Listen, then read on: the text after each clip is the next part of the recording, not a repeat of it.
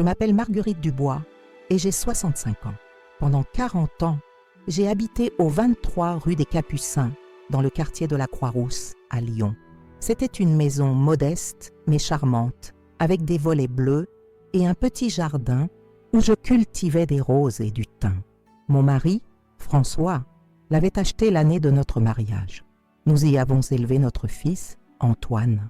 François est décédé il y a 10 ans, un cancer du poumon, rapide et brutal.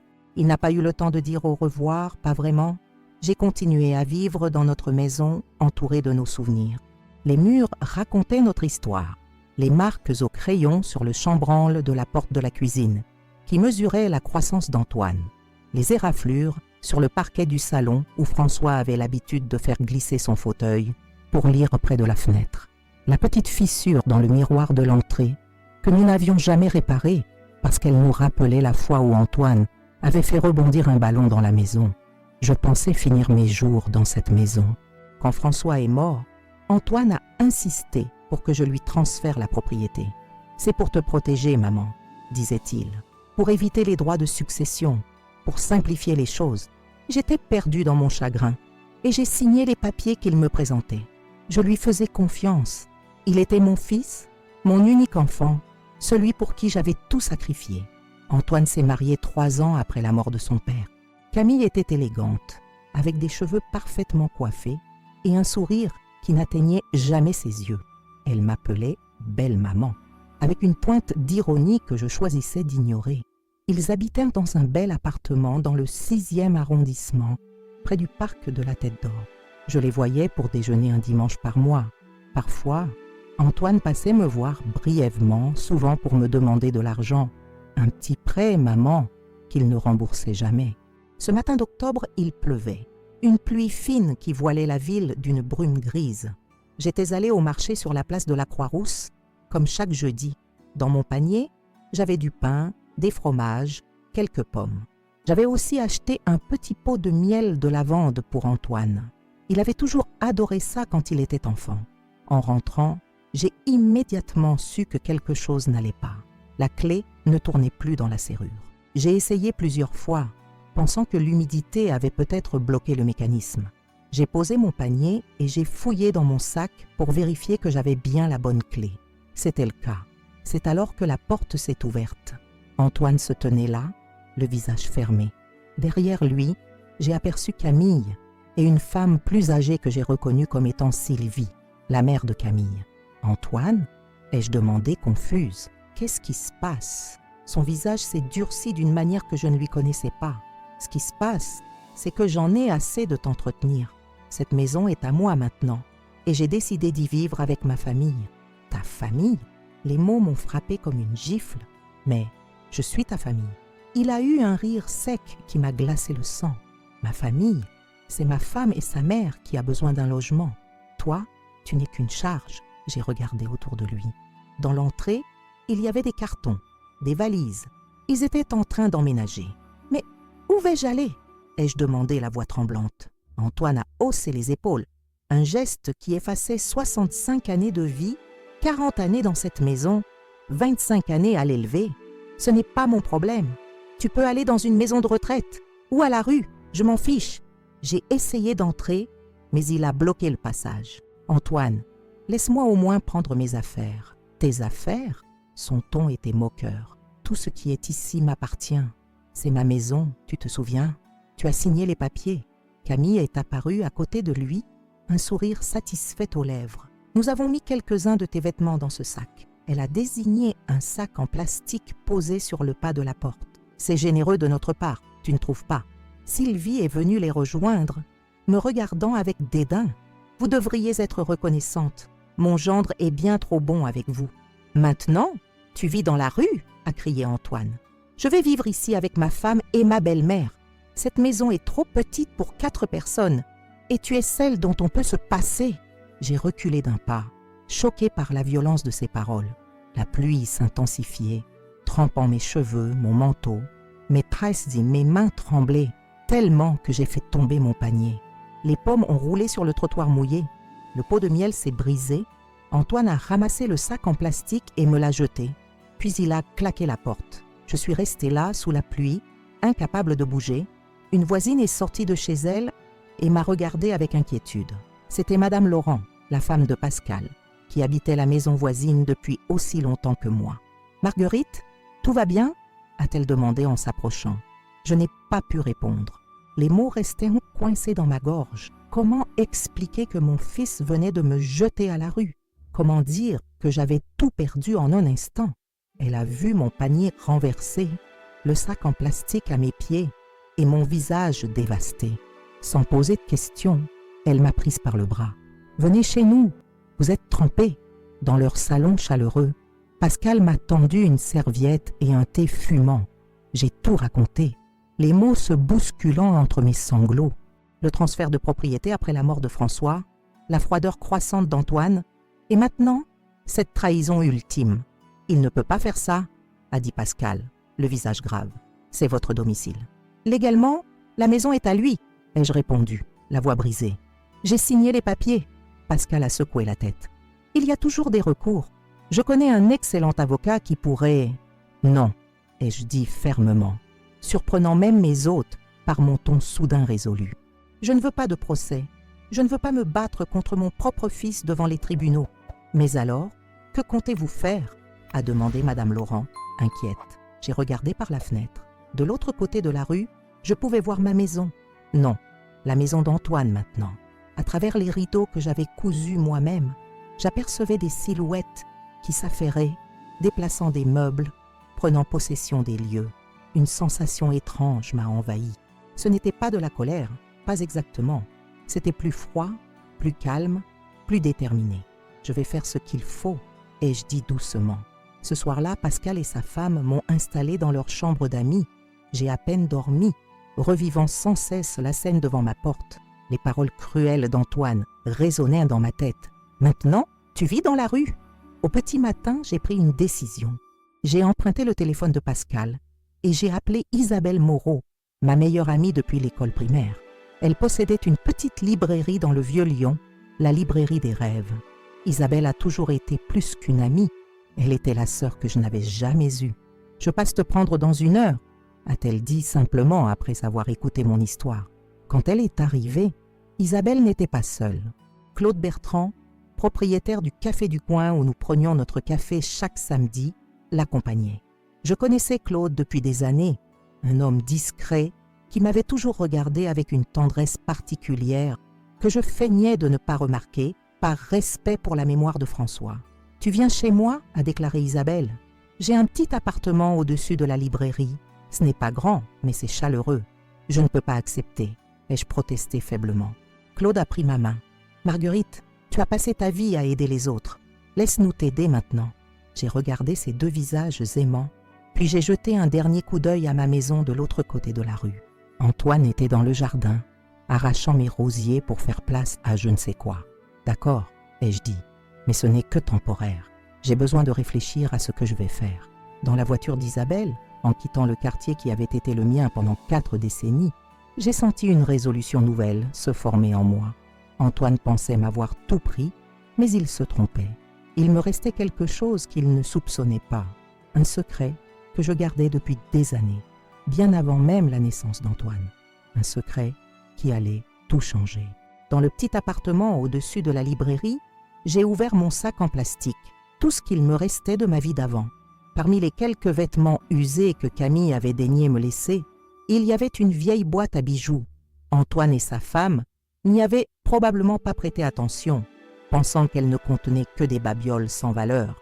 Ils ne savaient pas que sous le velours défraîchi du fond se trouvait une clé. Une simple clé qui allait me permettre de reprendre le contrôle de ma vie. Je l'ai serrée dans ma main et j'ai pensé « Tu m'as jeté à la rue, mon fils. » Alors j'ai dû faire ça.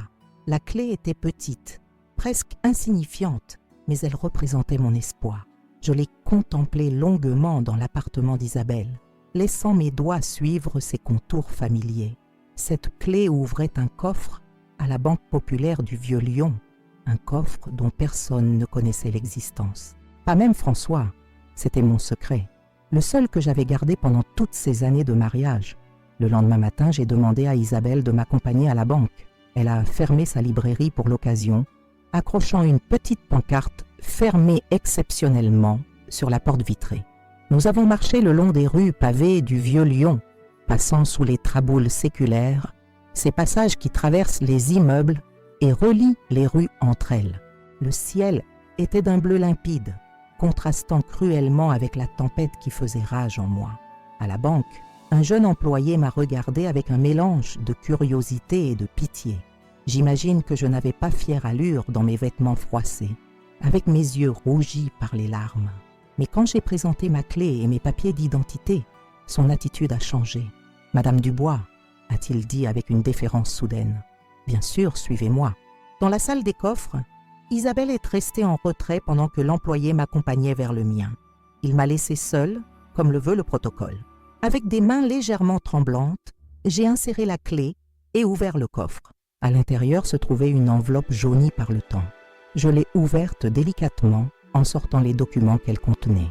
Des actes de propriété, des relevés bancaires, un testament. Et une lettre, écrite de la main de ma grand-mère maternelle, Lucie Fontaine. Lucie était une femme extraordinaire, née à une époque où les femmes avaient peu de droits et encore moins d'indépendance. Orpheline et élevée par des religieuses, elle avait épousé un homme fortuné qui était mort jeune, la laissant veuve à 30 ans avec une fortune considérable. Au lieu de se remarier comme on l'attendait d'elle, elle avait géré ses biens elle-même, les faisant fructifier avec une intelligence remarquable. Elle m'avait toujours dit « Marguerite, une femme doit avoir son argent à elle, quelque chose que personne ne peut lui prendre, même pas son mari, même pas ses enfants. C'est la seule vraie liberté. » À sa mort, j'avais hérité de tout. François venait juste de me demander en mariage. Jeune et amoureuse, je n'avais pas voulu que l'argent s'interpose entre nous. Je voulais qu'il m'aime pour ce que j'étais, pas pour ce que je possédais. Alors j'avais gardé cet héritage secret, le plaçant dans ce coffre, y touchant rarement, le laissant croître silencieusement au fil des décennies. Maintenant, en regardant les chiffres sur les relevés bancaires, je comprenais pleinement la sagesse de ma grand-mère. J'étais riche, très riche. Les investissements qu'elle avait faits avaient prospéré et les gestionnaires qu'elle avait choisis avaient à continuer à faire fructifier le capital avec la même prudence et la même intelligence qu'elle. J'ai replié les documents et les ai rangés dans mon sac. Quand je suis ressortie, Isabelle a lu quelque chose sur mon visage qui l'a fait sourire. « Tu as un plan ?» a-t-elle dit. Ce n'était pas une question. « J'ai un plan », ai-je confirmé. De retour à la librairie, j'ai demandé à Isabelle si je pouvais utiliser son téléphone pour passer quelques appels. Le premier était pour Monique Petit, que j'avais toujours considérée comme ma propre fille. Monique était une enfant que nous avions accueillie chez nous pendant 2 ans, quand Antoine avait 10 ans.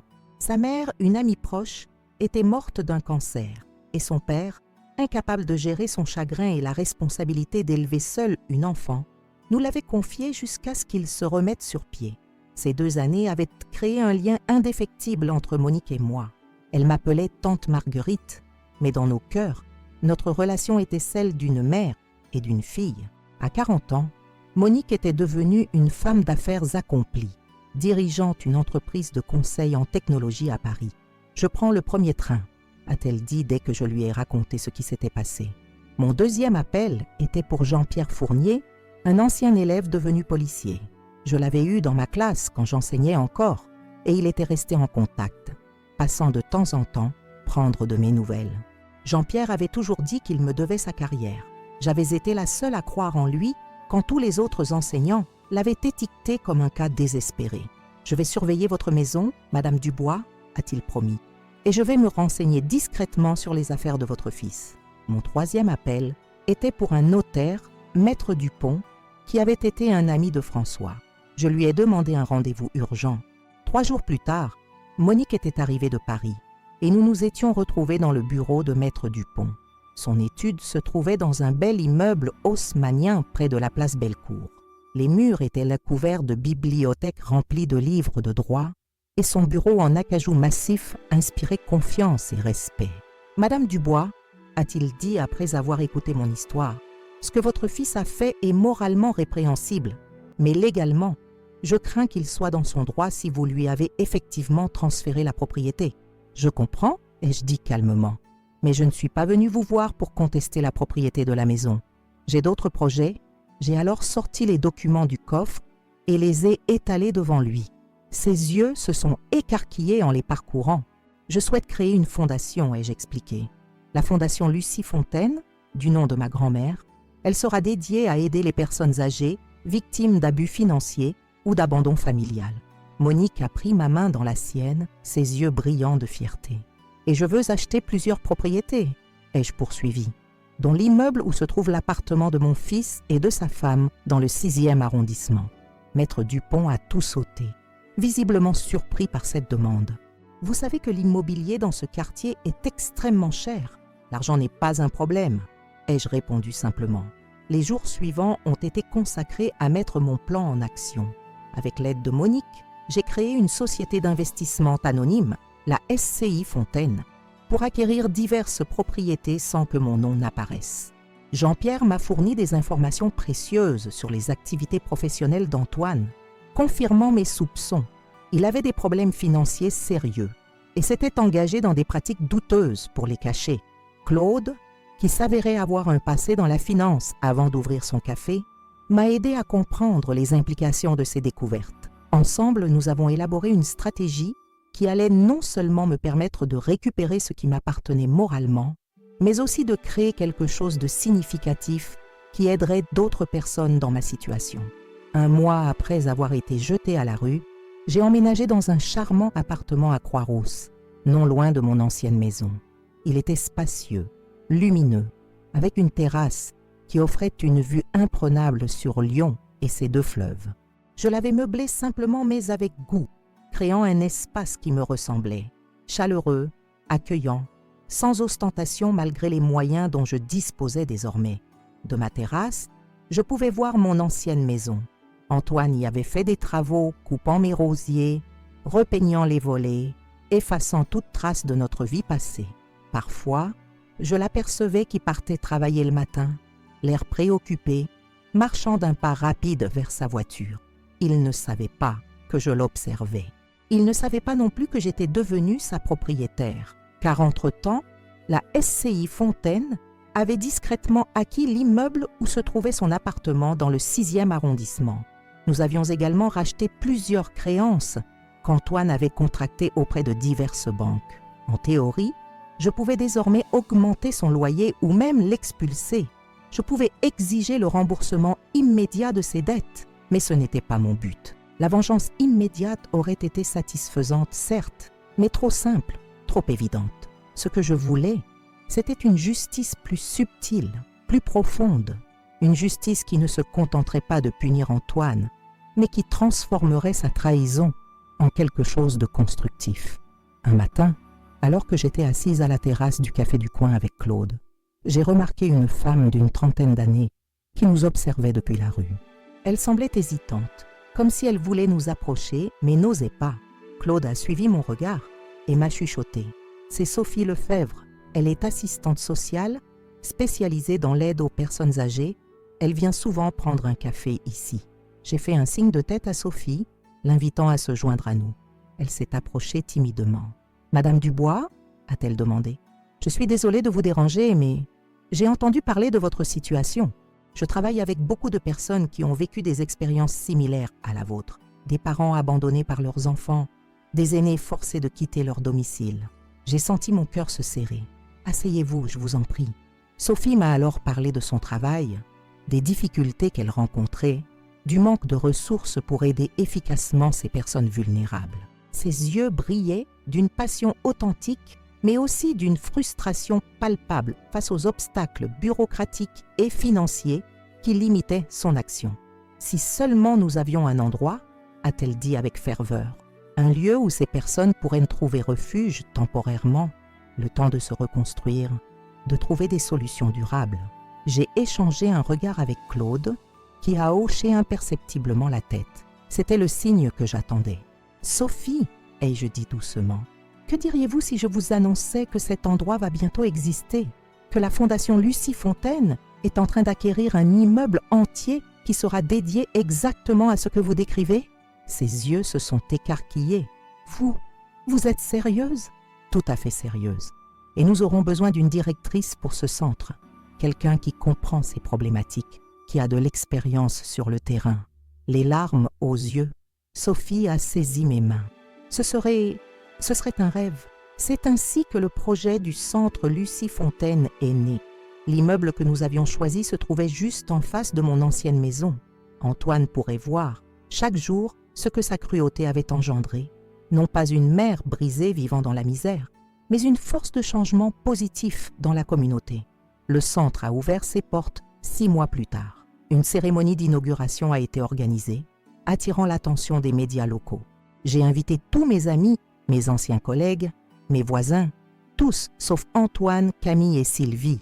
Mais bien sûr, ils ont entendu parler de l'événement. Comment auraient-ils pu l'ignorer? Les affiches étaient partout dans le quartier et plusieurs journalistes étaient venus faire des reportages sur cette initiative novatrice. Le jour de l'inauguration, alors que je m'apprêtais à couper le ruban symbolique devant l'entrée du centre, j'ai aperçu Antoine de l'autre côté de la rue. Il se tenait devant ma maison, sa maison maintenant, et me regardait avec une expression indéchiffrable. Nos yeux se sont croisés brièvement.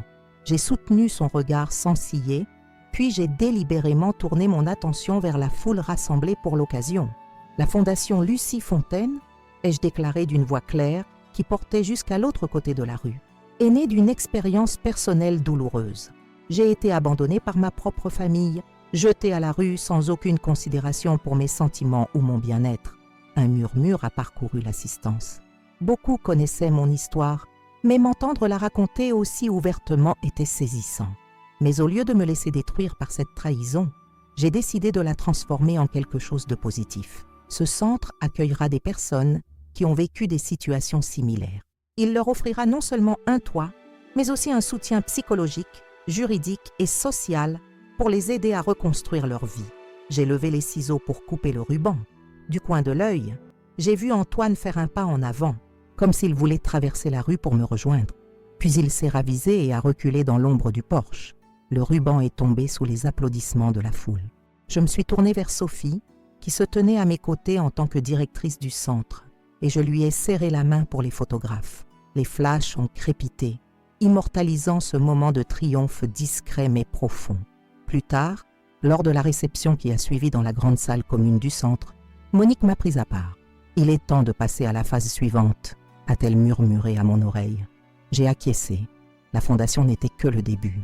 La véritable justice allait prendre une forme bien plus personnelle, car ce qu'Antoine ignorait encore, c'est que son monde professionnel était sur le point de s'effondrer aussi spectaculairement qu'il avait détruit mon monde personnel.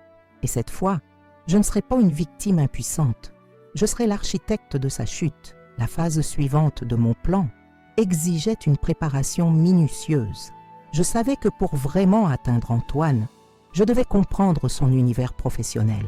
Mon fils travaillait comme directeur financier dans une entreprise de développement immobilier, Lambert Construction. D'après les informations que Jean-Pierre avait recueillies, la société traversait une période difficile. Le marché immobilier lyonnais était en pleine transformation et Lambert Construction peinait à s'adapter. Je me suis installée à mon bureau dans mon nouvel appartement, face à la pile de documents que Jean-Pierre et Monique avaient même rassemblés pour moi. Des rapports financiers, des coupures de presse, des analyses de marché. Je n'étais pas experte en finance, mais j'avais toujours eu un esprit méthodique et une capacité à repérer les détails. Et ce que je voyais dans ces documents me troublait profondément. Antoine avait maquillé des comptes. Il avait dissimulé des pertes, gonflé artificiellement la valeur de certains actifs, créé des sociétés écrans pour masquer des transactions douteuses. Il jouait un jeu dangereux, risquant non seulement sa carrière, mais aussi sa liberté. Pourquoi prendre de tels risques? Ai-je demandé à Claude un soir, alors qu'il m'aidait à décrypter un montage financier particulièrement complexe. Claude a retiré ses lunettes et s'est frotté les yeux. Pour maintenir un train de vie qu'il ne peut pas se permettre, l'appartement dans le 6e, les vacances luxueuses, les vêtements de marque pour Camille, tout cela coûte cher. Et puis il y a les dettes de jeu. Des dettes de jeu? J'étais abasourdie. Je n'avais jamais imaginé qu'Antoine puisse être joueur. Claude a hoché gravement la tête. C'est récent, d'après mes sources. Il a commencé il y a environ 2 ans. D'abord des petites sommes, puis de plus en plus importantes. Il est profondément endetté auprès de personnes qu'il vaut mieux ne pas contrarier. J'ai fermé les yeux un instant, assimilant cette révélation. Mon fils, que j'avais élevé avec tant d'amour, que j'avais cru connaître si bien, était devenu un étranger pour moi, un homme désespéré, prêt à tout pour maintenir les apparences, même à jeter sa propre mère à la rue. « Qu'est-ce que tu comptes faire de ces informations ?» a demandé Claude. J'ai réfléchi un moment avant de répondre. « Je vais acheter Lambert Construction. » Claude m'a regardé avec stupeur. « Tu es sérieuse ? C'est une entreprise qui vaut plusieurs millions d'euros. » « Et j'ai les moyens de l'acquérir, ai-je répondu calmement. Mais pas directement. Je veux qu'Antoine ignore que je suis derrière tout ça jusqu'au dernier moment. Le plan était audacieux, mais réalisable. Monique, avec son expertise en affaires, serait la figure de proue visible de l'opération. Sa société de conseil en technologie, MP Tech, annoncerait une diversification dans l'immobilier et ferait une offre pour acquérir Lambert Construction. La préparation a pris 3 mois. 3 mois pendant lesquels j'ai continué à gérer la fondation Lucie Fontaine, à travailler avec Sophie pour accueillir de plus en plus de résidents au centre, tout en orchestrant secrètement la prise de contrôle de l'entreprise qui employait mon fils. Un matin de printemps, alors que les cerisiers commençaient à fleurir dans le parc de la Tête d'Or, l'offre publique d'achat a été lancée. L'annonce a fait l'effet d'une bombe dans le petit monde de l'immobilier lyonnais. Lambert Construction était une institution locale, dirigée par la même famille depuis 3 générations. L'idée qu'elle puisse être rachetée par une entreprise parisienne spécialisée dans la technologie semblait incongrue.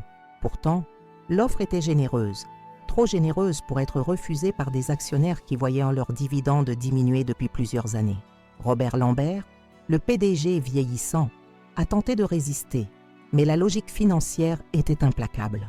En moins d'1 mois, le conseil d'administration avait accepté l'offre et MP Tech devenait propriétaire de Lambert Construction. Le jour où la transaction a été finalisée, j'ai demandé à Monique de convoquer une réunion extraordinaire du personnel. Tous les employés devaient être présents, y compris, bien sûr, le directeur financier. La réunion devait se tenir dans la grande salle de conférence du siège de Lambert Construction, un bel immeuble art déco dans le quartier des affaires. Je m'y suis rendu discrètement, m'installant dans une petite pièce adjacente, où je pouvais suivre la réunion via un système de vidéoconférence sans être vue. Monique, élégante dans son tailleur noir, se tenait debout devant l'assemblée des employés inquiets. Son visage était sérieux mais bienveillant. Dans la salle, je pouvais voir Antoine, assis au premier rang, le visage tendu, les mains crispées sur ses genoux. « Bonjour à tous », a commencé Monique. « Je suis Monique Petit, PDG de MP Tech. Comme vous le savez, notre entreprise vient d'acquérir Lambert Construction. Beaucoup d'entre vous se demandent sans doute ce que cela signifie pour votre avenir. » Un murmure anxieux a parcouru l'assistance. « Laissez-moi être clair. Notre intention n'est pas de démanteler cette entreprise, mais de la revitaliser. Lambert Construction a une histoire riche et un savoir-faire précieux. Nous voulons préserver cela tout en apportant une vision nouvelle, plus adaptée aux défis du marché actuel. » Les visages se sont quelque peu détendus, mais Antoine restait figé, comme s'il pressentait que quelque chose de grave allait se produire. Cependant, a poursuivi Monique, pour aller de l'avant, nous devons d'abord nettoyer certaines irrégularités que nous avons découvertes lors de notre audit préliminaire. Elle a fait un geste et un assistant a distribué des dossiers aux membres du conseil d'administration. J'ai vu Antoine pâlir en recevant le sien. Ces documents détaillent des manipulations comptables systématiques qui ont eu lieu au cours des 3 dernières années. Des profits fictifs, des pertes dissimulées, des transactions avec des entités fantômes. Le tableau n'est pas joli. Robert Lambert, visiblement choqué, a feuilleté rapidement le dossier avant de lever un regard furieux vers Antoine. « Qu'est-ce que c'est que ça, Dubois? Vous avez une explication ?» Antoine s'est levé d'un bond, le visage déformé par la panique. « C'est une erreur. Ces documents sont falsifiés. C'est un complot pour me discréditer. » Monique a levé une main apaisante. « Monsieur Dubois, nous avons vérifié ces informations très attentivement. Elles sont malheureusement exactes. Nous avons également découvert que vous avez utilisé des fonds de l'entreprise pour rembourser des dettes personnelles. »« C'est faux !» a crié Antoine, mais sa voix manquait de conviction. « En conséquence, » a continué Monique imperturbablement, « vous êtes relevé de vos fonctions avec effet immédiat. Un dossier complet a été transmis au procureur de la République. Vous pouvez récupérer vos effets personnels sous la supervision de la sécurité, puis quitter le bâtiment. » Antoine était livide. « Vous ne pouvez pas faire ça. Vous ne savez pas qui je suis. » Monique a souri légèrement. « Oh mais si, monsieur Dubois, je sais exactement qui vous êtes. » Elle s'est tournée vers l'écran de vidéoconférence et a fait un signe de tête. C'était mon signal. J'ai activé ma caméra et mon visage est apparu sur le grand écran de la salle de conférence, visible par tous. Un silence de mort est tombé sur l'assemblée. Antoine a chancelé, comme frappé physiquement par cette apparition. « Bonjour Antoine », ai-je dit calmement. « Maman ?» a-t-il balbutié, incrédule. « Je te présente la véritable propriétaire de MP Tech et désormais de Lambert Construction », a expliqué Monique. « Marguerite Dubois, ma mère de cœur. » Antoine secouait la tête, incapable d'assimiler ce qu'il entendait. « Impossible, tu n'as pas d'argent, tu vivais dans la rue. »« C'est ce que tu croyais, » ai-je répondu doucement. « C'est ce que tu voulais croire, mais la vérité est bien différente. » J'ai expliqué brièvement l'héritage de ma grand-mère, les investissements qui avaient fructifié au fil des décennies. J'ai parlé de la fondation Lucie Fontaine, de l'acquisition de l'immeuble où se trouvait son appartement et maintenant de l'entreprise qu'il employait. À mesure que je parlais, j'ai vu la compréhension puis l'horreur se répandre sur le visage d'Antoine. Il réalisait enfin l'ampleur de sa méprise, l'ironie cruelle de sa situation. Lui qui m'avait jeté à la rue, pensant se débarrasser d'une charge inutile, découvrait que j'avais toujours détenu un pouvoir dont il n'avait jamais soupçonné l'existence. « Pourquoi ?» a-t-il finalement demandé, la voix brisée. « Pourquoi ne m'as-tu jamais dit que tu avais cet argent ?»« Parce que je voulais que tu m'aimes pour ce que j'étais, pas pour ce que je possédais, » ai-je répondu simplement. « Et parce que je voulais que tu deviennes un homme qui se construit par lui-même, pas quelqu'un qui attend un héritage. » Il a baissé la tête, vaincu. 2 agents de sécurité s'étaient approchés, prêts à l'escorter hors du bâtiment. « Tu vas me faire arrêter ?» a-t-il demandé sans me regarder. J'ai hésité un instant. Une partie de moi, la mère blessée, aurait voulu le voir payer pleinement pour sa trahison, pour la cruauté dont il avait fait preuve en me jetant à la rue. Mais une autre partie, celle qui se souvenait du petit garçon qu'il avait été, qu'il avait bercé quand il faisait des cauchemars, qui avait soigné ses genoux écorchés, ne pouvait se résoudre à l'envoyer en prison. « Non », ai-je finalement dit, « les documents ne seront pas transmis au procureur, à condition que tu acceptes certaines conditions. » Antoine a relevé la tête, un éclair d'espoir traversant son regard. « Tu vendras l'appartement du 6e et rembourseras toutes tes dettes. Tu quitteras la maison de la Croix-Rousse, qui sera donnée à la Fondation pour devenir une extension du centre d'accueil, et tu accepteras l'aide d'un conseiller en addiction pour ton problème de jeu. » Il a dégluti péniblement. « Et ensuite, tu recommenceras à zéro. MP Tech t'offrira un poste subalterne dans une de nos filiales à Marseille. Pas de responsabilité financière, bien sûr. Tu devras faire tes preuves, comme n'importe quel employé. » Antoine semblait partagé entre le soulagement d'échapper à des poursuites judiciaires et l'humiliation de cette déchéance professionnelle. Finalement, il a hoché la tête en signe d'acceptation. « Quant à Camille et Sylvie, ai-je ajouté, elles sont libres de t'accompagner à Marseille. Mais je doute qu'elles le fassent, une fois qu'elles comprendront que le train de vie auquel elles se sont habituées ne sera plus possible. » Sur ces mots, j'ai coupé la connexion. La confrontation était terminée. J'avais dit ce que j'avais à dire, fait ce que j'avais à faire. Le reste appartenait à Antoine et au choix qu'il ferait désormais. Ce soir-là, j'ai dîné sur ma terrasse avec Claude, Isabelle, Pascal et Sophie. Nous avons parlé de l'avenir de la Fondation, des nouveaux projets pour le centre d'accueil, de l'orientation que prendrait désormais Lambert Construction sous la direction de Monique. Nous n'avons pas mentionné Antoine, mais plus tard, quand tout le monde était parti et que je me suis retrouvée seule face à la vue nocturne de Lyon, j'ai laissé couler quelques larmes. Non pas des larmes de tristesse ou de regret, mais des larmes de libération. J'avais fermé un chapitre douloureux de ma vie et j'en ouvrais un nouveau, riche de possibilités et de sens. Le téléphone a sonné, me tirant de mes pensées.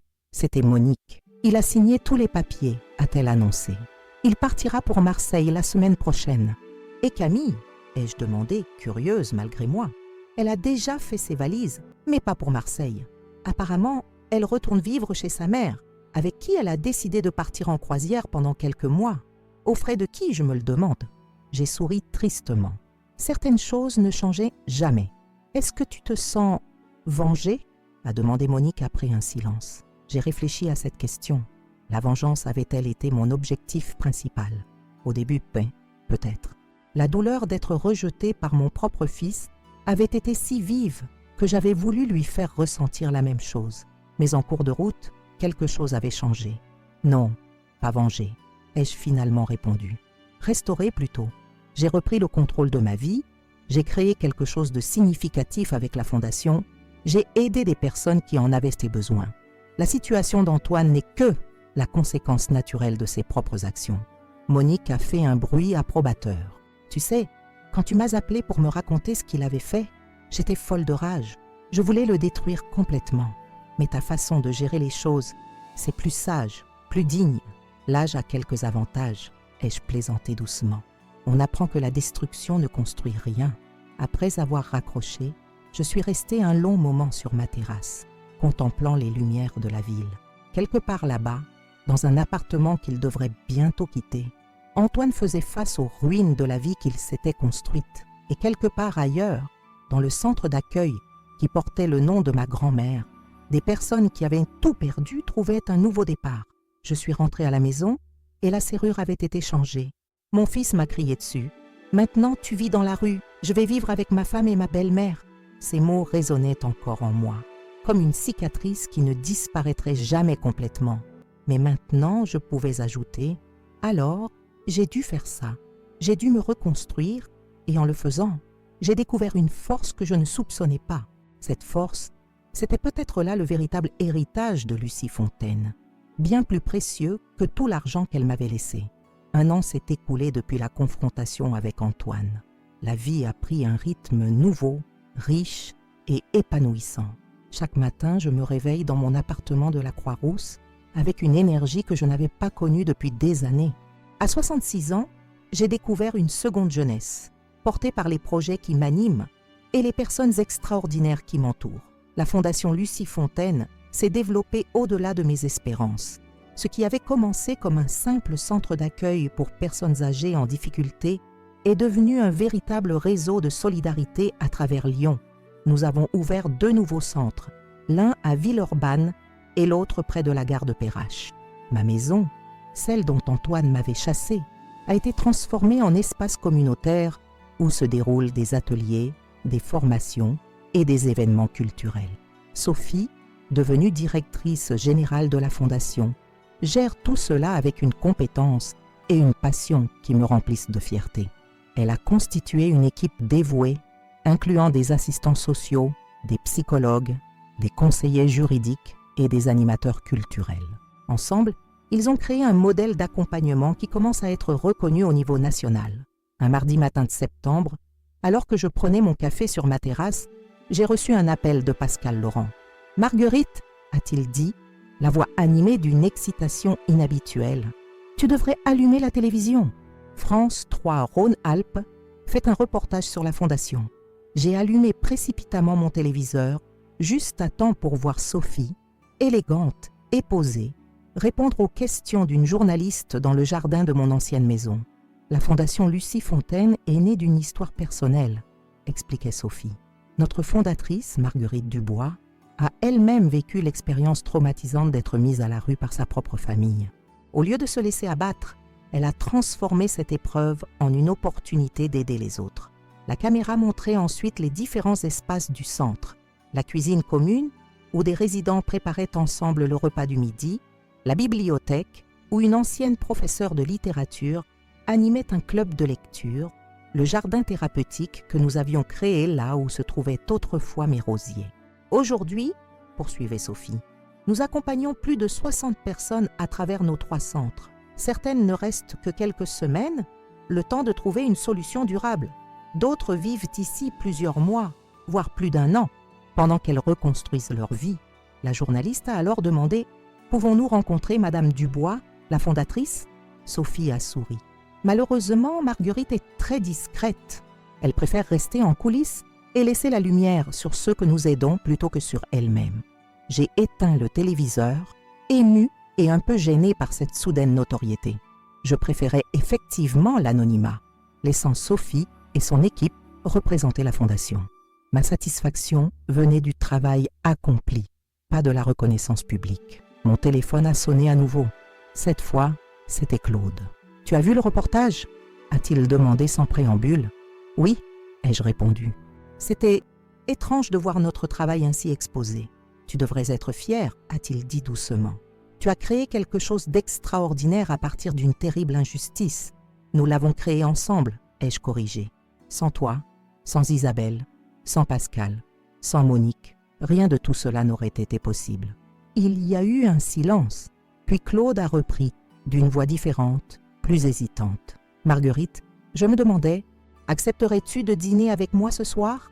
Pas au café, pas avec les autres, juste toi et moi. » Mon cœur a fait un bond dans ma poitrine. Depuis 1 an, Claude et moi nous étions considérablement rapprochés. Il était devenu mon confident, mon ami le plus cher. Mais jusqu'à présent, nous avions soigneusement maintenu notre relation dans les limites de l'amitié. Cette invitation semblait marquer un tournant. « Avec plaisir », ai-je répondu, surprise par la légèreté que je ressentais soudain. Ce soir-là, Claude est venu me chercher à 19h. Il portait une chemise bleue qui mettait en valeur ses yeux et une veste de lin clair. Il semblait nerveux, ce qui était touchant de la part de cet homme habituellement si sûr de lui. Il m'a emmené dans un petit restaurant sur les quais de Saône, un endroit intime avec une terrasse qui surplombait le fleuve. La soirée était douce, le ciel se teintait progressivement des couleurs du crépuscule et les lumières de la ville commençaient à se refléter dans l'eau. Nous avons parlé de tout et de rien, évitant soigneusement le sujet qui, je le sentais, lui tenait à cœur. Ce n'est qu'au dessert, devant une tarte aux pralines roses, spécialité lyonnaise, qu'il s'est finalement lancé. « Marguerite » a-t-il commencé, sa main cherchant la mienne sur la table. « Je dois t'avouer quelque chose que je garde pour moi depuis longtemps. J'ai attendu, le cœur battant. Je t'ai toujours admiré depuis le premier jour où tu es entré dans mon café, il y a 15 ans. Tu venais chaque matin après avoir déposé Antoine à l'école. Tu commandais toujours la même chose, un café crème et un croissant, et tu lisais le journal en prenant ton temps. Tu étais si présente, si vivante. J'ai souri, émue par ces souvenirs que j'avais presque oubliés. Quand François est tombé malade, j'ai vu ta force, ta dignité face à l'épreuve. J'aurais voulu t'offrir mon soutien, mais je ne voulais pas être intrusif. Et puis, après son décès, j'ai continué à t'observer de loin, respectant ton deuil, ton espace. Il a serré doucement ma main. Quand Antoine t'a mise à la rue, j'ai ressenti une colère que je n'avais jamais connue. J'aurais voulu le confronter, lui faire comprendre la monstruosité de son acte. Mais toi, tu as choisi une voie différente, plus noble. Tu as transformé cette injustice en quelque chose de positif, de constructif.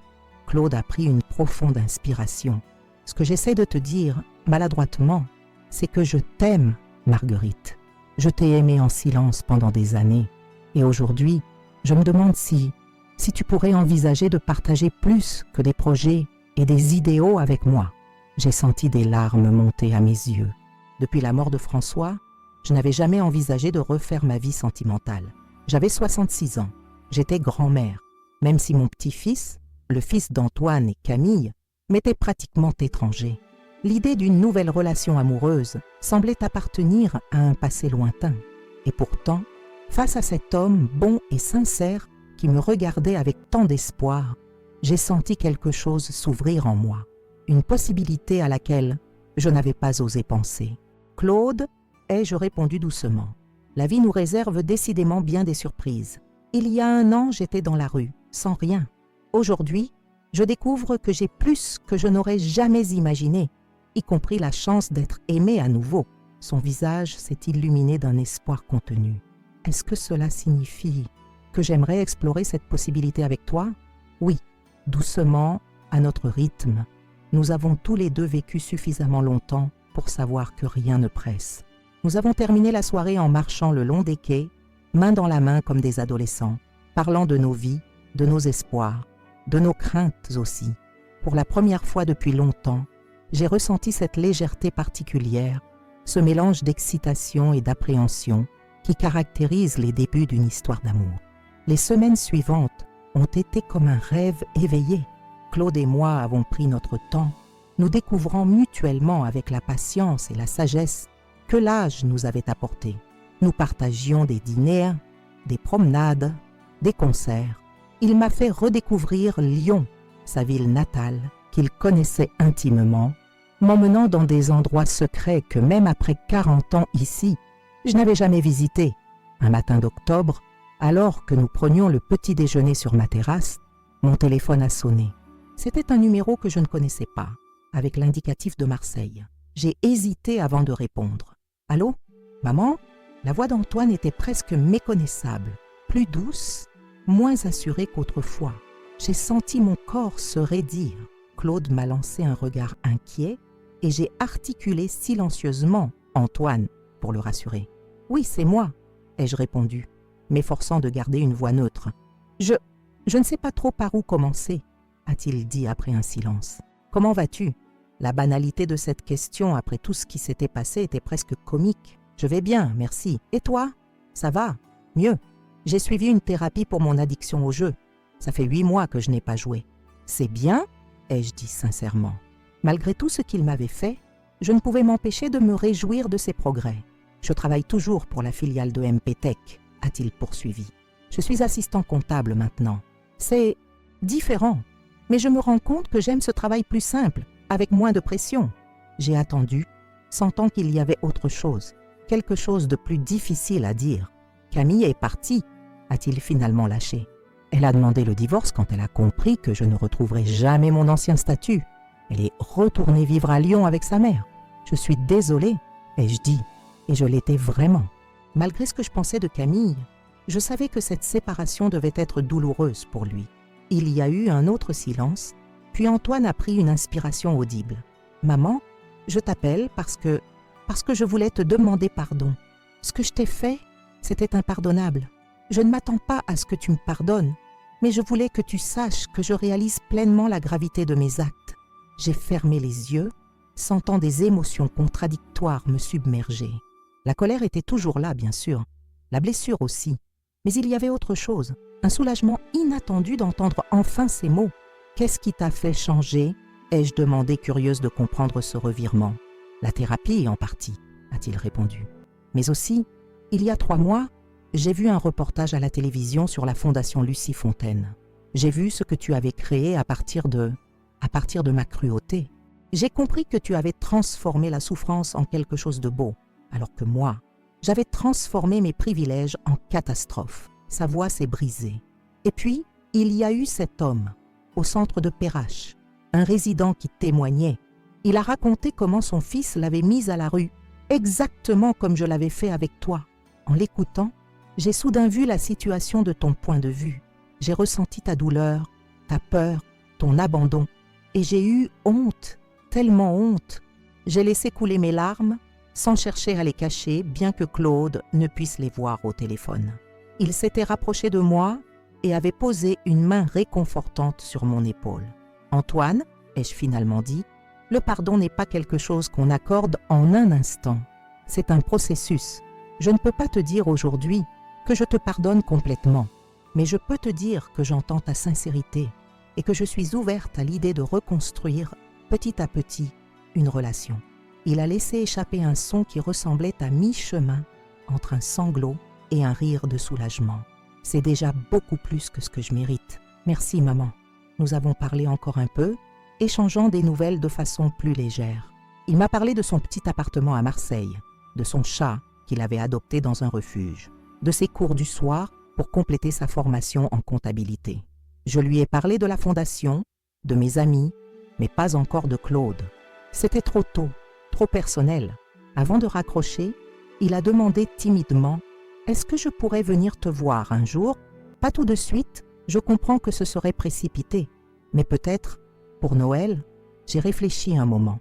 Noël était dans 2 mois, ce qui me laissait le temps de m'habituer à l'idée. « Nous verrons », ai-je répondu, ne voulant ni fermer la porte, ni m'engager trop vite. Après avoir raccroché, j'ai regardé Claude, qui attendait patiemment que je parle. « Il veut que je lui pardonne », ai-je dit simplement. Claude a hoché la tête, compréhensif. « Et tu le veux ?» ?»« Je ne sais pas. Une partie de moi le veut, pour me libérer de cette colère, de cette amertume. Une autre partie hésite, se demande s'il est vraiment sincère ou s'il cherche juste à se déculpabiliser. Le pardon n'est pas quelque chose qu'on donne à l'autre, a dit doucement Claude. C'est un cadeau qu'on se fait à soi-même. J'ai médité ces paroles pendant les jours qui ont suivi. La vie continuait, la fondation, ma relation naissante avec Claude, mes amitiés avec Isabelle, Pascal, Sophie et tant d'autres. Mais l'appel d'Antoine avait ouvert une porte que je croyais fermée à jamais. Un soir, alors que je travaillais tard dans mon bureau sur un nouveau projet pour la fondation, une collaboration avec des écoles d'art pour proposer des ateliers créatifs aux résidents, j'ai senti une étrange sérénité m'envahir. Peut-être que le véritable achèvement de mon parcours n'était pas la vengeance, ni même la réussite de la fondation, mais cette capacité retrouvée à envisager un avenir où la réconciliation serait possible. Non pas un retour en arrière, trop de choses avaient été brisées pour cela, mais la construction de quelque chose de nouveau, de différent, de plus authentique peut-être. J'ai repensé au chemin parcouru depuis ce jour pluvieux où je m'étais retrouvée devant ma porte verrouillée, mon panier de courses à la main. J'avais perdu ma maison, mais j'avais gagné un but, une communauté et même, étonnamment, une chance d'aimer à nouveau. Je suis rentrée à la maison et la serrure avait été changée, avait dit Antoine ce jour-là. Ces mots resteraient à jamais gravés dans ma mémoire, mais désormais, ils n'évoquaient non plus seulement la douleur de la trahison. Ils marquaient aussi le début d'un voyage inattendu, un voyage qui m'avait mené vers une version de moi-même que je n'aurais jamais imaginée. Une femme plus forte, plus déterminée, une femme qui avait appris que parfois, les pires trahisons peuvent ouvrir la voie aux plus belles transformations. Décembre est arrivé, apportant avec lui le froid et les premières neiges sur Lyon. Les rues s'étaient parées de lumières scintillantes. Les vitrines des pâtisseries débordaient de bûches et de marrons glacés. Et l'odeur du vin chaud flottait sur les marchés de Noël. J'ai toujours aimé cette période de l'année, même si elle ravivait souvent la mélancolie des absences, celle de François, et ces dernières années, celle d'Antoine. Après notre conversation téléphonique, mon fils et moi avions maintenu un contact prudent. Des appels courts mais réguliers, des messages occasionnels. Chaque échange était comme marcher sur un fil, ni trop intime, ni trop distant. Nous réapprenions à nous connaître, conscients que nous étions désormais des étrangers l'un pour l'autre. J'avais finalement accepté qu'il vienne pour Noël, non pas chez moi, mais à Lyon. Il logerait à l'hôtel et nous nous verrions dans un terrain neutre. Cette décision n'avait pas été facile à prendre. Claude m'avait soutenu, bien qu'il restât méfiant envers Antoine. Isabelle et Pascal s'inquiétaient que cette rencontre ne rouvre des blessures à peine cicatrisées. Seule Monique avait semblé comprendre instinctivement mon besoin de clôture. « Tu as besoin de le voir », m'avait-elle dit lors d'un de ses passages à Lyon. Pas pour lui, mais pour toi, pour pouvoir vraiment tourner la page, dans un sens ou dans l'autre. Le 23 décembre, la veille de son arrivée prévue, j'étais particulièrement agitée. Claude et moi avions prévu de dîner ensemble, mais j'avais du mal à me concentrer sur quoi que ce soit. Je tournais en rond dans mon appartement, réarrangeant des objets qui n'avaient pas besoin de l'être, vérifiant mon téléphone toutes les 5 minutes. Et s'il ne venait pas, ai-je demandé à Claude lorsqu'il est arrivé, portant une bouteille de Côte-du-Rhône et un bouquet de roses d'hiver. Il a posé les fleurs et m'a prise dans ses bras. « Alors ce sera sa perte, pas la tienne. Tu as fait ta part en acceptant cette rencontre. Le reste lui appartient. » J'ai hoché la tête, m'efforçant d'accepter cette sagesse. Notre relation avait progressé ces derniers mois, devenant quelque chose de profond et de précieux. À notre âge, l'amour avait une saveur différente, moins impétueux peut-être, mais plus conscient, plus reconnaissant pour chaque moment partagé.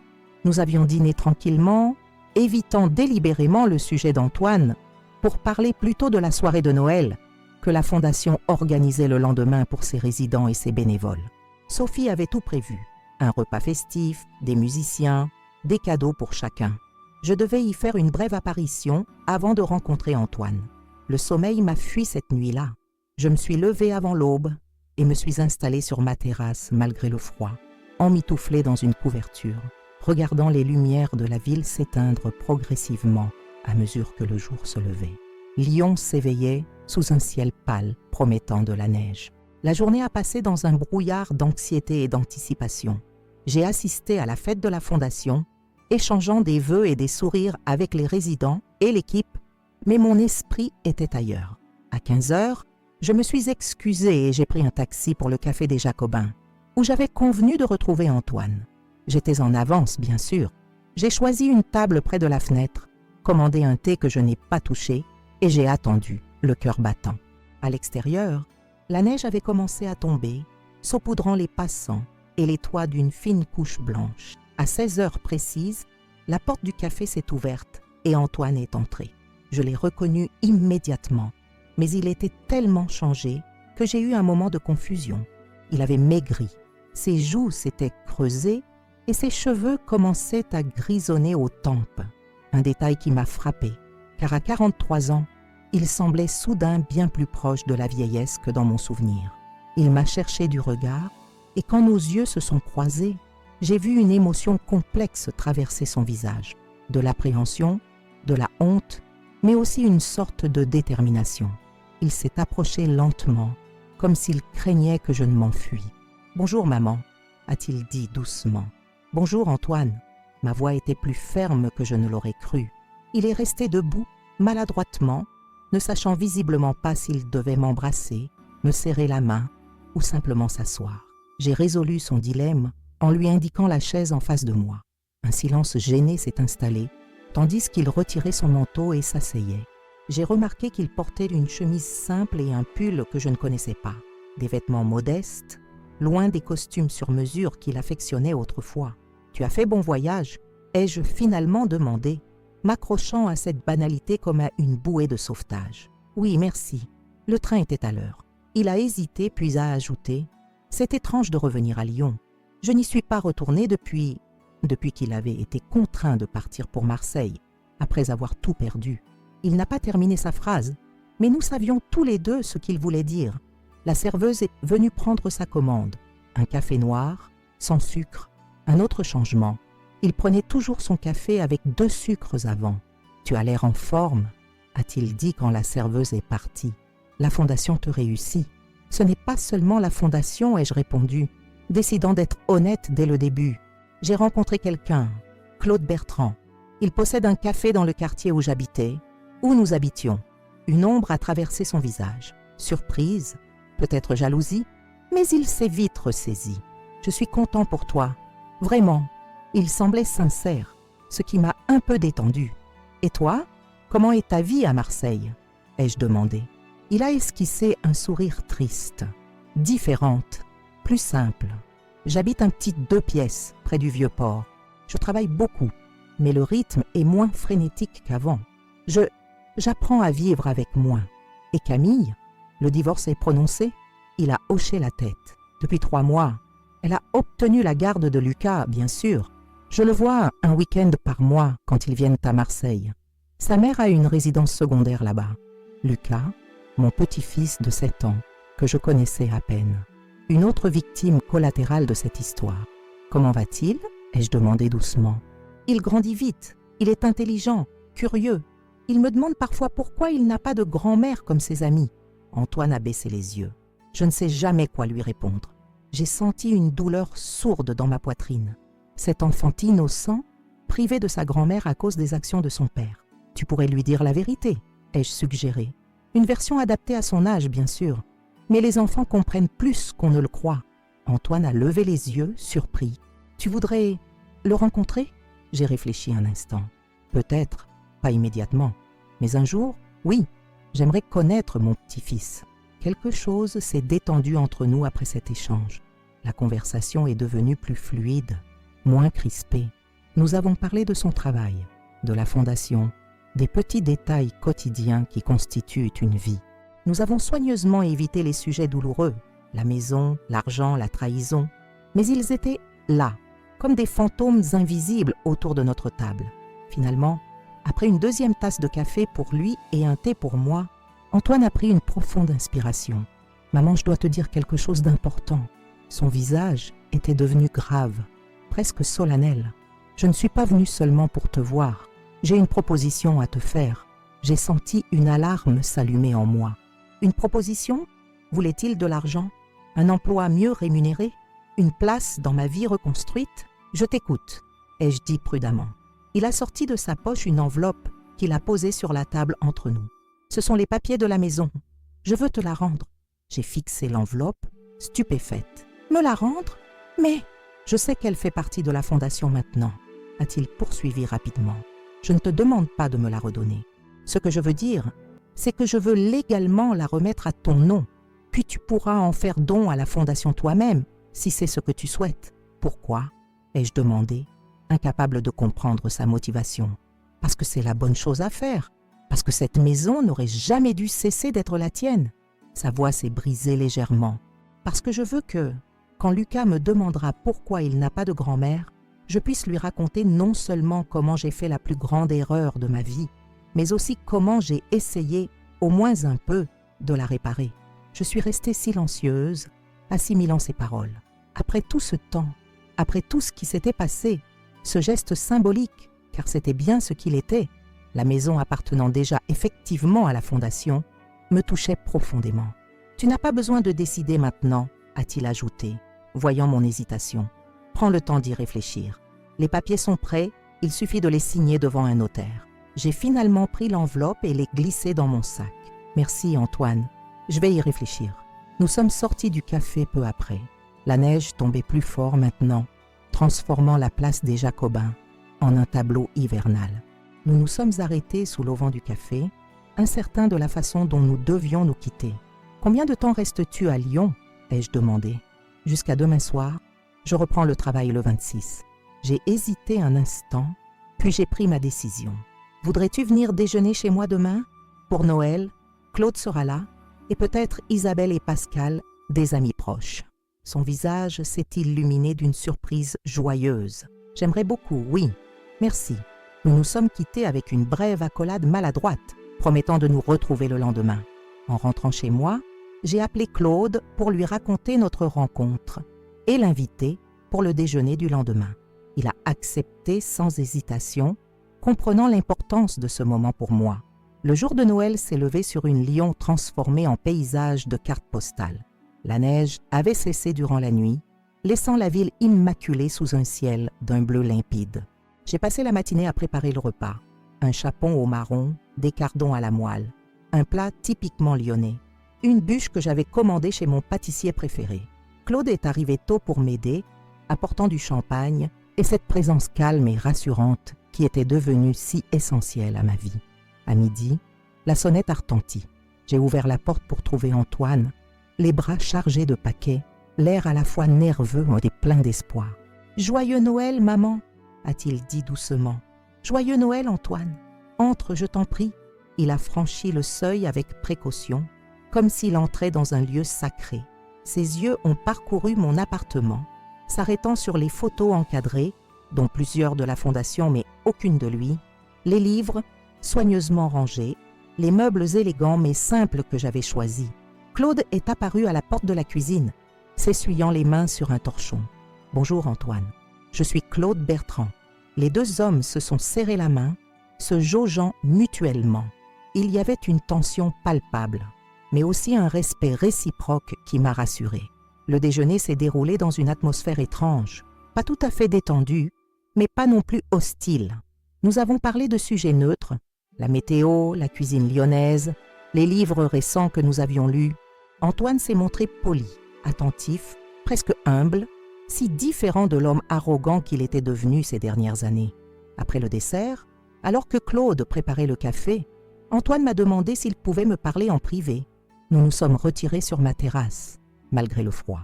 La vue sur Lyon enneigée était spectaculaire. J'ai réfléchi toute la nuit, a-t-il commencé, à propos de nous, de ce qui s'est passé, de ce qui pourrait être possible maintenant. J'ai attendu, enveloppé dans mon châle, le laissant trouver ses mots. Je sais que je ne pourrai jamais complètement réparer ce que j'ai fait. Certaines blessures sont trop profondes.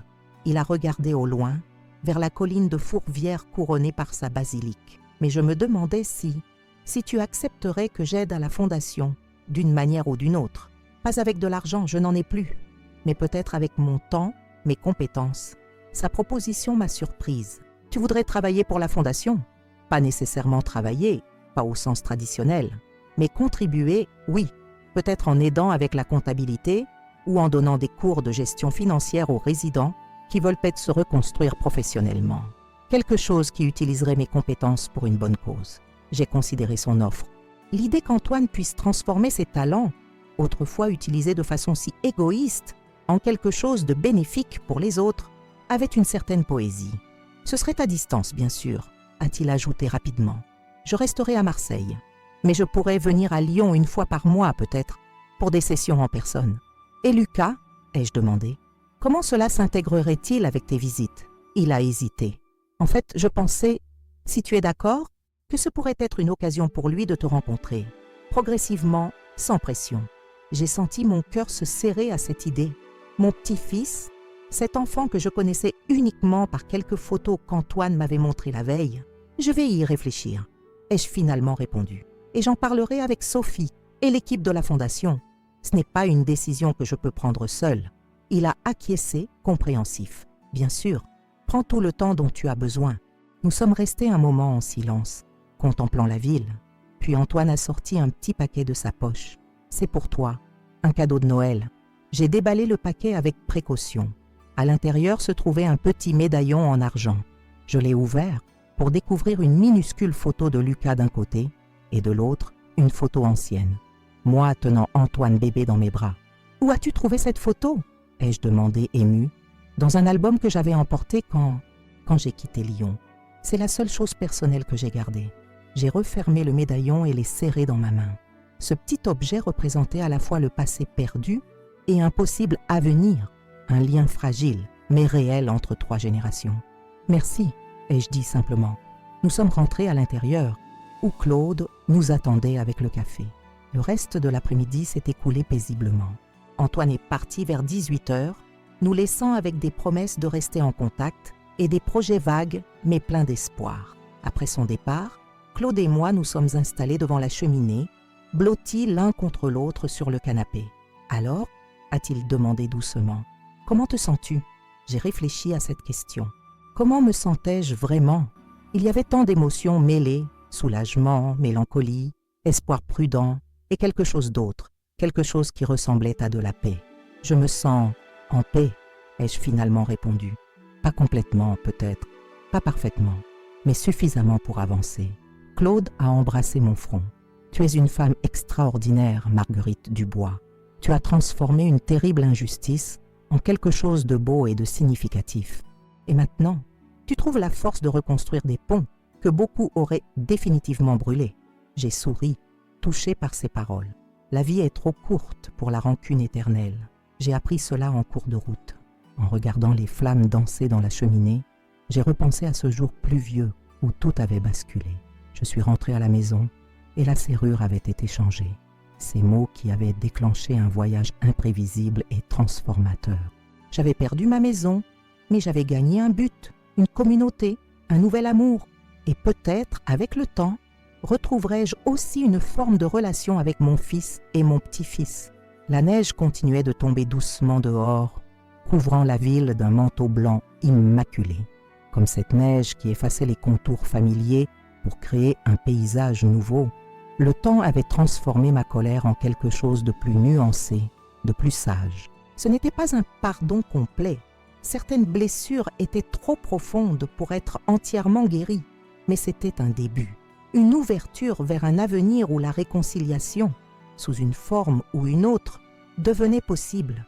Et pour aujourd'hui, assis là avec Claude, regardant la neige tomber sur Lyon, cela me suffisait.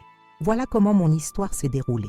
Une histoire qui a commencé par une trahison, mais qui s'est transformée en quelque chose de bien plus grand que je n'aurais jamais pu imaginer. Une simple serrure changée a bouleversé ma vie entière, me forçant à redécouvrir qui j'étais vraiment et ce dont j'étais capable. Quand Antoine, mon propre fils, m'a mise à la rue ce jour de pluie, j'ai cru que tout était fini. À 65 ans, je me retrouvais sans toit, sans ressources apparentes, abandonné par celui que j'avais élevé avec tant d'amour. Comment aurais-je pu deviner que cette épreuve marquerait le début d'une renaissance plutôt que la fin de mon existence? L'héritage secret de ma grand-mère Lucie conservé précieusement pendant toutes ces années, m'a donné les moyens de me reconstruire. Mais ce n'est pas l'argent qui m'a sauvé. C'est la découverte de ma propre force, de ma résilience et surtout la rencontre de personnes extraordinaires qui sont devenues ma nouvelle famille. La création de la Fondation Lucie Fontaine a été ma réponse à la cruauté. Au lieu de me laisser consumer par la vengeance, j'ai choisi de transformer ma douleur en quelque chose d'utile pour d'autres personnes dans ma situation. Ces centres d'accueil qui ont aidé des dizaines de personnes âgées abandonnées sont devenus ma plus grande fierté. La confrontation avec Antoine lors de la prise de contrôle de son entreprise n'était pas motivée par un désir mesquin de lui faire du mal, mais par la nécessité de rétablir un équilibre, de lui montrer les conséquences de ses actes. Et finalement, cette leçon difficile lui a permis d'entamer son propre chemin de rédemption. L'amour inattendu qui est entré dans ma vie avec Claude m'a appris qu'il n'est jamais trop tard pour recommencer, pour ouvrir son cœur à nouveau. À 66 ans, j'ai redécouvert la douceur des premiers rendez-vous, l'excitation des mains qui se frôlent, la complicité des regards échangés. Et puis il y a eu ce Noël, ce jour où Antoine est revenu dans ma vie, non plus comme l'homme arrogant qui m'avait chassé, mais comme quelqu'un cherchant sincèrement à réparer ses erreurs. La réconciliation n'efface pas le passé, mais elle ouvre une porte vers un avenir différent, où la relation entre nous peut être reconstruite sur des bases plus saines, plus authentiques. La possibilité de connaître mon petit-fils Lucas représente un nouveau chapitre que je n'avais pas osé espérer. Cette chance de tisser un lien avec cet enfant innocent, de lui transmettre peut-être un peu de la sagesse que la vie m'a enseignée, est un cadeau précieux. Si je partage cette histoire avec vous aujourd'hui, ce n'est pas seulement pour raconter mon parcours personnel, c'est pour témoigner que même dans nos moments les plus sombres, quand tout semble perdu, nous pouvons trouver en nous des ressources insoupçonnées. C'est pour montrer que la vieillesse n'est pas une fin, mais une étape de la vie riche de possibilités et de transformations. C'est aussi pour dire que la justice peut prendre des formes inattendues. Elle ne réside pas toujours dans la punition de ceux qui nous ont fait du mal, mais parfois dans notre capacité à transcender cette douleur pour créer quelque chose de meilleur, pour nous-mêmes et pour les autres. Cette aventure m'a appris que nos plus grandes blessures peuvent devenir nos plus grandes forces, que nos moments de vulnérabilité extrême peuvent être le terreau où s'enracine une nouvelle version de nous-mêmes, plus authentique, plus courageuse, plus compatissante. Je ne sais pas ce que l'avenir me réserve. Je ne sais pas si ma relation avec Antoine continuera à guérir, si je deviendrai une grand-mère présente dans la vie de Lucas, si la Fondation Lucie Fontaine grandira encore. Mais je sais que désormais, j'aborde chaque jour avec une gratitude et une sérénité que je n'aurais jamais cru possible après avoir été jetée à la rue. Si vous aussi, vous avez vécu une trahison, une perte, un abandon, sachez que votre histoire n'est pas terminée, que ce chapitre douloureux peut être suivi d'autres, plus lumineux, plus riches, que vous avez en vous les ressources pour transformer votre souffrance en quelque chose qui a du sens. Mes chers amis qui m'écoutez, si mon histoire vous a touché, si elle a résonné en vous d'une manière ou d'une autre, je vous invite à vous abonner à notre chaîne Souvenirs de grand-mère. Chaque semaine, nous partageons des récits comme le mien, des histoires vraies de personnes qui ont traversé des épreuves et en sont sorties transformées. Ces témoignages ne sont pas seulement des récits de vie, ils sont des phares dans l'obscurité pour ceux qui traversent des moments difficiles, des sources d'inspiration pour ceux qui cherchent à donner un sens à leur propre parcours. En vous abonnant, vous soutenez notre mission de partage et de transmission. Vous permettez à ces histoires d'atteindre d'autres personnes qui en ont besoin. Vous créez avec nous une communauté de résilience et d'espoir. Je vous invite également à regarder nos autres vidéos.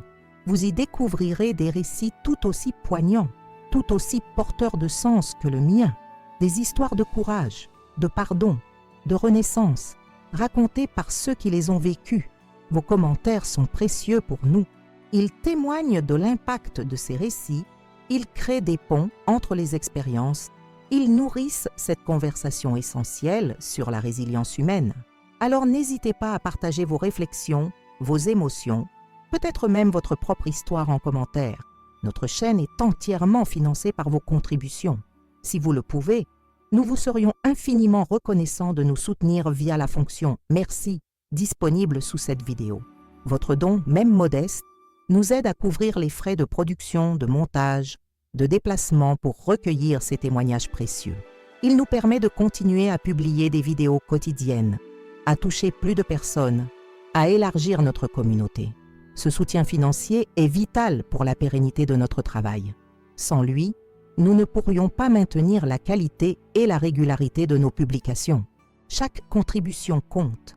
Chaque geste de générosité nous rapproche de notre objectif. Partager toujours plus d'histoires inspirantes. Créer toujours plus de liens entre ceux qui ont souffert et ceux qui souffrent encore. Je vous remercie du fond du cœur d'avoir écouté mon histoire. J'espère qu'elle vous accompagnera, qu'elle résonnera en vous dans vos moments de doute ou de difficulté. J'espère qu'elle vous rappellera que même quand la serrure de votre maison a été changée, d'autres portes peuvent s'ouvrir, des portes que vous n'aviez jamais imaginées, menant vers des lieux que vous n'auriez jamais explorés autrement. À bientôt sur Souvenirs de grand-mère, où chaque histoire est un voyage, chaque témoignage une lumière dans l'obscurité, chaque partage une main tendue vers ceux qui en ont besoin.